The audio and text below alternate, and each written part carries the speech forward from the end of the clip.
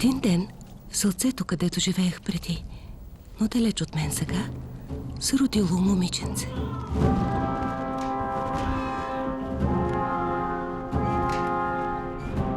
Кръстили я Вайша. Хубавица, казвали селяните.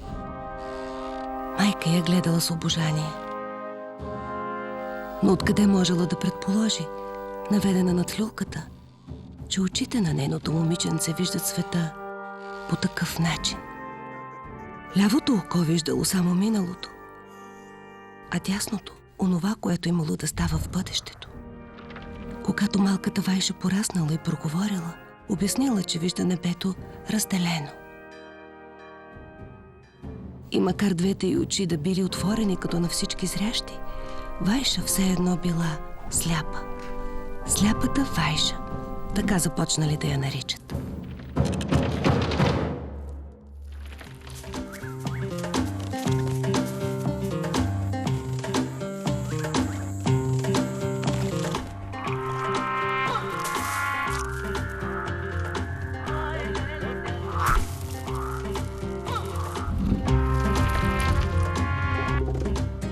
Хората били сигурни, че на очите е направена черна магия.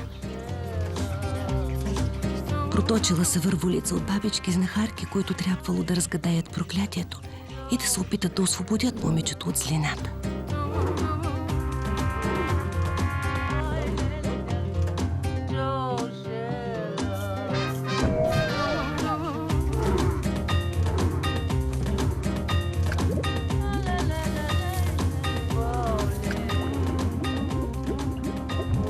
Пие бушурово семе преди изкра в 40 дни, всеки ден. От ястръб шлъчка да наложи на лявото око, от петел сърце на дясното, от паун перо и от пепелянка език да тури на двете.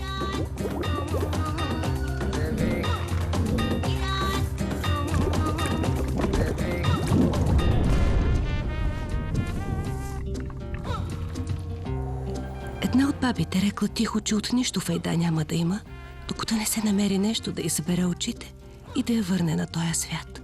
Ала всички опити са оказали напразни.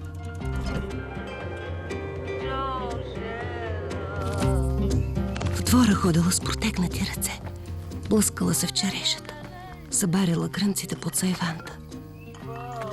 Зрелите череши и грънците с напрания плод не съществували за нея. Така, както не съществувал и днешния ден. Расла порасла Вайша, станала хубава млада жена. Дори това, че лявото й око било кафяво, а дясното зелено, само удвоявало хубостта й. Един ден дошъл момък да я иска за жена. Тя го погледнала и ето какво видяла.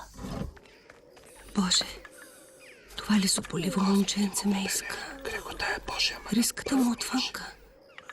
Коленцата му ошулени. Аз на него, майка муката само. Шега си правят, Боже. И тъй са повтаряла историята с кандидатите за жених. Не се намерила оня, дето да й събере очите в настоящето. Вайша рядко излизала от къщи. В нейните очи не съществувал и днешния ден.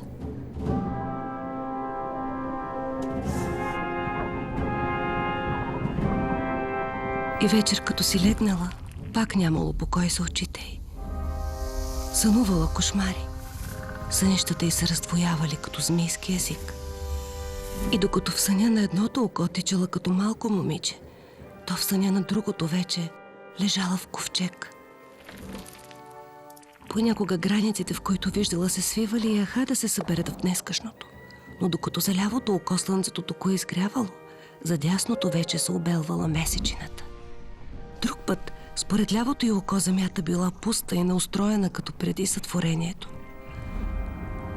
А в същото време пред дясното око се явявала разруха и гибел след нещо, което би могло да е апокалипсис. Дотегнало и на Вайша да живее с този недък.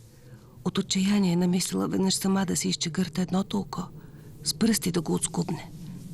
Добре, ама кое да бъде окото? Ако извадала лявото, все едно да живее само в онова, което идва. А бъдещето...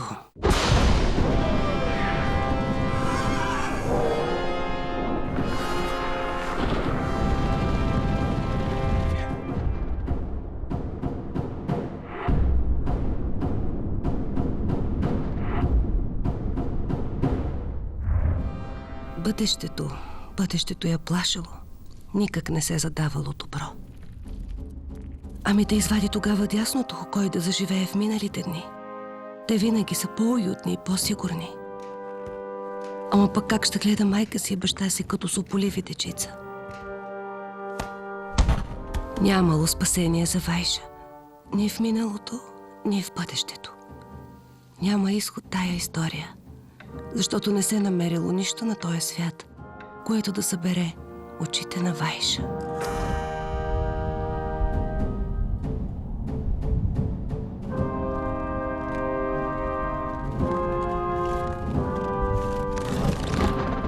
А ако и ти, скъпи зрителю, като си затвориш дясното око и гледаш тази история само с лявото, не видиш филм и никаква история, а само чист лист от преди историята, тежко ти. Ако пък си затвориш лявото око и пак не видиш филма, защото се изличил, а образите са се спрашили на бяла пепел, тежко ми. Дали не гледаме на света с очите на сляпата Вайша?